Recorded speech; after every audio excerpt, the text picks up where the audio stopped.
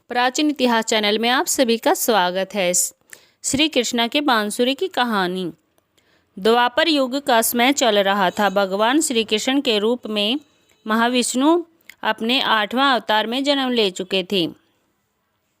सभी देवता, भगवान, सूर्य, ऋषि मुनि भेष बदलकर एक एक करके बाल कृष्ण से मिलने आ रहे थे। वह देख भगवान शिव के मन में भी अपने प्रिय प्रभु से मिलने की इच्छा उत्पन्न हुई, पर वह यह सोचकर रुके हुए थे कि बाल कृष्ण के लिए उपहार के रूप में क्या दिया जाए जिसे वह हमेशा अपने पास रख सके। तब शिवजी को याद आया कि उनके पास महान ऋषि दधीचि की वज्र की अस्थि रखी हुई है।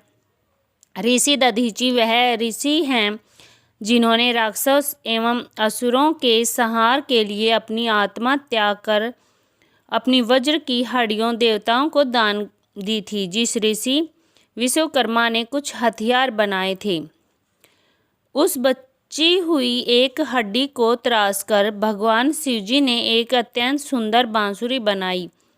फिर जब वह बालक भगवान श्री कृष्ण से मिले तब उन्होंने वही बांसुरी उन्हें भेंट कर दी। वो सुंदर भेंट श्री कृष्ण भगवान को बहुत पसंद आई थी।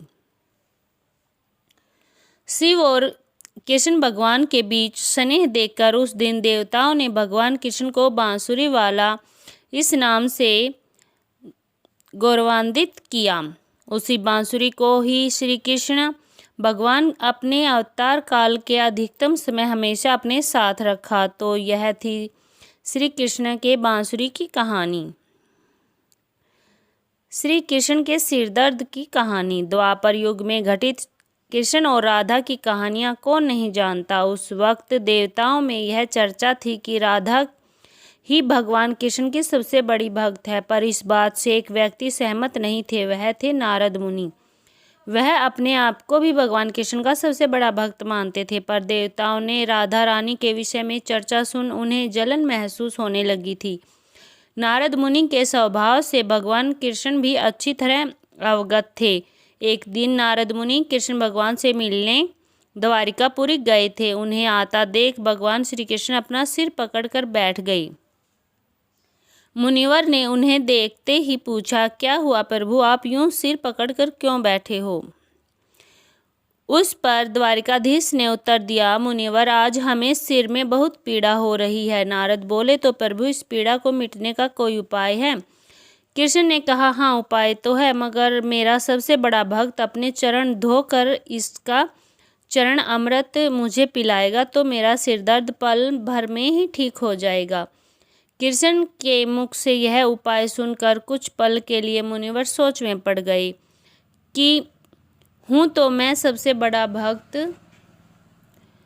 लेकिन अगर मैं अपने पैर धोकर उसका चरण अमृत प्रभु को पिलाऊंगा तो मुझे नरक जाने जितना पाप लगेगा। परंतु राधा को तो सब कृष्ण का बड़ा भक्त मानते हैं। इतना सोचने के बाद भगवान कृष्ण से आज्ञा लेकर नारद तुरंत राधा रानी के महल में जा पहुँचे और उन्हें प्रभु के सिरदर्द की पीड़ा एवं उनके उपाय के बारे में वृत्तांत से बताया।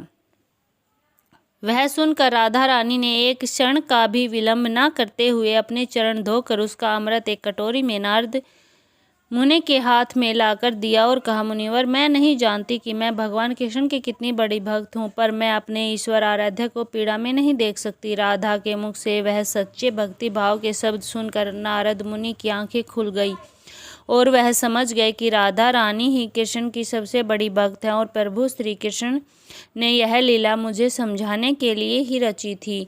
तो यह थी श्री कृष्ण की अच्छी अच्छी कहानियाँ। ऐसी अच्छी कहानियों के लिए हमारे चैनल को लाइक, शेयर और सब्सक्राइब जरूर करें।